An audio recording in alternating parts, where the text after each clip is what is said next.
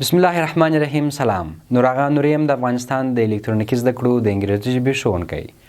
هیله ده چې تاسو ټول جوړ او روغ اوسیږئ.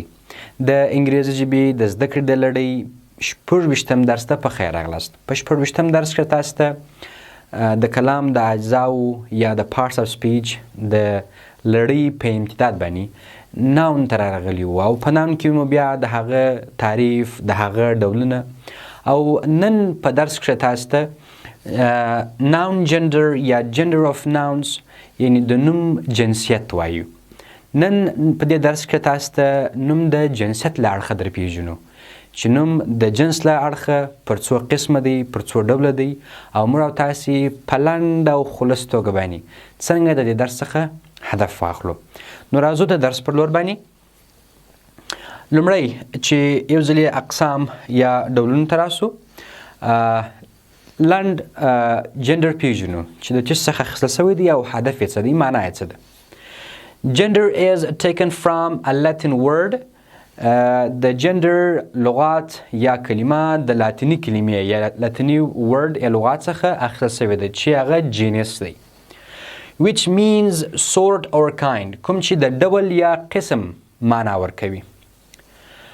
اوس هم راځو لاندې پر ډولونو او اقسامو باندې درته غږېږم. لومړی masculine gender. masculine gender دا د نارینه جنسیت څخه هدف دی، یعنی د نارینه پر جنسیت باندې درته غږېږي. a noun which denotes a male human or animal. هغه نوم یا اسم کوم چې پر نارینه انسان یا حیوان باندې دلالت کوي یا د نارینه انسان یا حیوان لپاره کارول کیږي. For example مثال لکه father، پلار، دا یو نارینه جنسیت دی. man سړی، man سړی. loin زمری، loin زمری. په دې دواړو کښې father او man کې دا a male human یا نارینه انسان په دې کښې داخل سو، یعنی father پلار this is a human being. Man is also a human being but here an animal like loin. مګر د نارینه حیوان لپاره چې کوم ورد یا ناون کارول کیږي هغه لکه د لوین کی. نو تاسو د دې په امتداد او د دې په دغه باندې پیل باندې نور داسې ډیر زیات و ناونز یا اسمونه راوړلی شي چې هغه د masculine gender یا د نارینه جنسیت لپاره وکارول شي او ډیرې استفاده کوي او یې کاروي. دوهم feminine gender. feminine gender ښځینه جنسیت. a noun which denotes a female human or animal. هغه اسم کوم چې پر ښځینه انسان او یا حیوان باندې دلالت وکړي یا د هغه لپاره وکارول شي هغوی ته feminine gender ویل کیږي یا ښځینه جنسیت ورته ویل کیږي. For example مثال لکه mother مور، sister خور، actress اداکاره. mother، sister، actress دا هم چې دی ټوله female human being دی.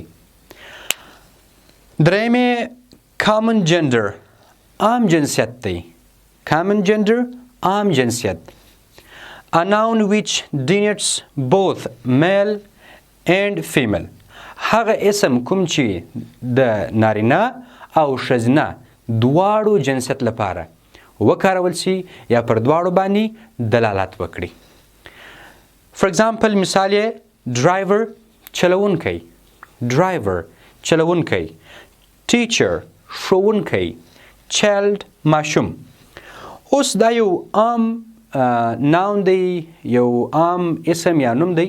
اوس مثال کېدلی شي چې driver یا موټروان هم نارینه سي او هم ښځینه. ښځه هم کولی شي چې موټر وچلوي، نارینه هم کولی شي چې موټر وچلوي، یعنی د دواړو دپاره یو ورد یو لغات وکارول سو. اوس ټیچر دی. ټیچر کولی سو چې هم یې د ښځینهو لپاره وکارو هم یې د نارینهو لپاره وکارو. both they can be you the same. او child خپل ماشوم دی، شاید انجلۍ دپاره وکارول سي یا هلک دپاره وکارول سي، یعنی په دې کې د دواړو لپاره کارول کیږي، که هغه نارینه وي که ښځینه، ځکه دا common gender دی. او څلورم یې neuter gender خنثا جنسیت دی. اوس د خنثا جنسیت څخه هدف څه دی؟ راځو په تعریف کې وایو a noun which denotes neither male nor female. هغه اسم چې نه د نارینه یا میل لپاره او نه هم د فیمل لپاره وکارول سي، یا نه پر نارینه یا هم پر ښځینه باندې دلالت وکړي، یعنې چې د دواړو لپاره ونه کارول سي. اوس مثال table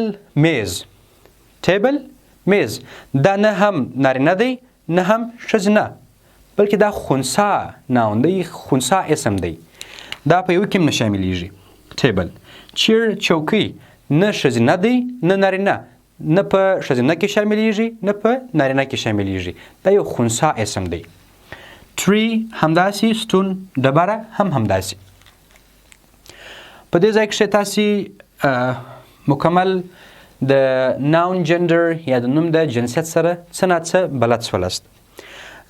زه په خپلو درسونو کې ډېره هڅه کوم چې د درس هدف او محتوا ډېره لنډه او خلص بیان کړم. که چیرې تفصیل ته ولاړ سم او پر دې مسایلو باندې ډېر وغږېږم، شاید ستاسې څخه د درس هدف ورک سي. نو زه راځم تاسې او تعریف سره نښلوم او د هغه اړوند یو کوچنی مثال در کوم چې تر څو پورې تاسې وپوهېږئ. که چیرې زه ډېر وغږېږم، یو خو د ویډیو هغه لینث ډېرېږي، حجم یې ډېرېږي، نو زما هدف دا دی چې تاسې هر څه ډېر سریعتر، واضح او خلص زده کړئ. هدف نه دی چې ډېر مسایل ته ولاړ سو او پر دې باندې تشریحي فوکس وکړو. که چیرې ستاسې هدف دا و چې یو څه په تشریحي بڼه باندې زده کړئ او هغه ډیټیلز ولاړ سو، نو کولی سئ چې خپل نظرونه هم راسره شریک کړئ.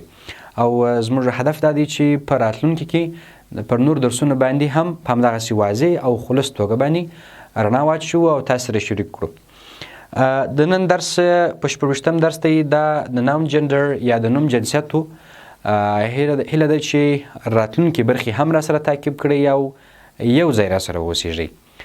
ستاسو څخه نړۍ مننه، ژوندي اوسئ.